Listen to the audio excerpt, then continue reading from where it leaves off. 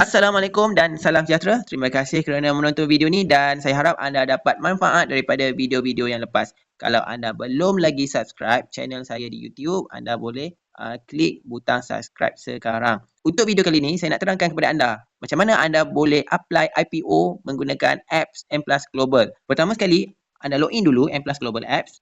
Pastikan anda dalam kategori bursa. Okey, kat sini ada bursa. Lepas tu nak start apply, anda kena klik menu trade dekat bawah ni.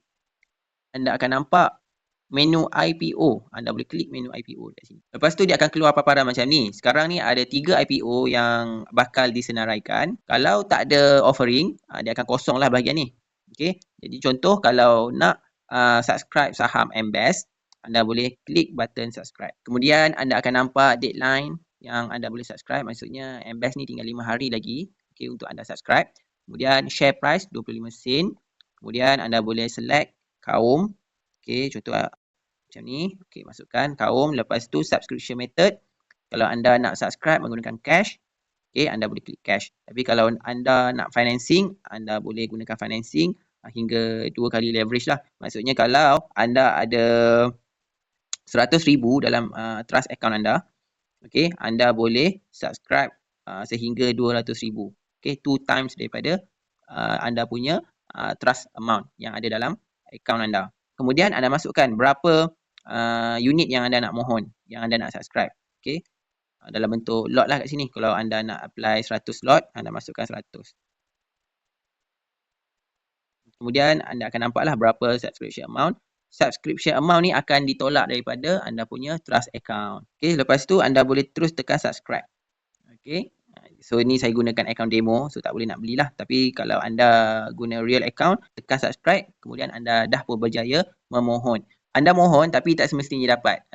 Dia nasib juga. Tips dia kalau anda nak dapat saham IPO ni, anda kena subscribe lebih banyak. Lagi banyak anda subscribe, lagi banyak unit yang anda mohon, lagi tinggilah peluang untuk anda dapat saham IPO. Selepas anda subscribe, anda kena tunggu sehingga 27 Januari. Di mana 27 Januari itu adalah close date untuk mohon IPO MBEST ni. Untuk dapatkan maklumat lebih detail, anda pergi dekat more information. Bila kita tengok tentative ni, anda akan nampak application close 27 Januari, balloting 29 Januari. Maksudnya lepas anda apply, anda kena tunggu sehingga 29 Januari. 27 Januari tu dah close. Jadi anda kena tunggu sehingga 29 Januari untuk berlakunya proses balloting, dan bermula 4 Februari saham-saham yang berjaya anda dapat tu akan mula dimasukkan ke dalam portfolio anda, dan 6 Februari adalah tarikh penyenaraian, dan sepatutnya saham IPO yang anda mohon tu sepatutnya dah ada dalam portfolio anda sebelum market dibuka.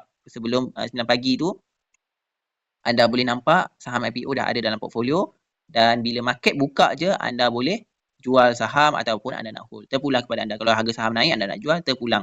Pada 6 Februari tu, anda dah boleh melakukan transaksi untuk saham MBEST ni.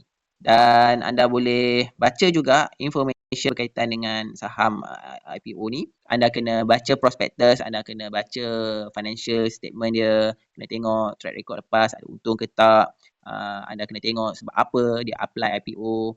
Dia mohon IPO ni sebab nak expand ke ataupun nak bayar hutang ke dan sebagainya, apa produk, apa bisnes yang dijalankan, anda kena tahu semua ni. Anda kena baca prospectus. Kalau anda nak analisa yang lebih mudah, anda boleh join channel saya. Kat sini setiap kali saham IPO baru saya akan publishkan dalam group. Anda boleh klik link tu. Anda boleh bacalah berkenaan dengan IPO ni.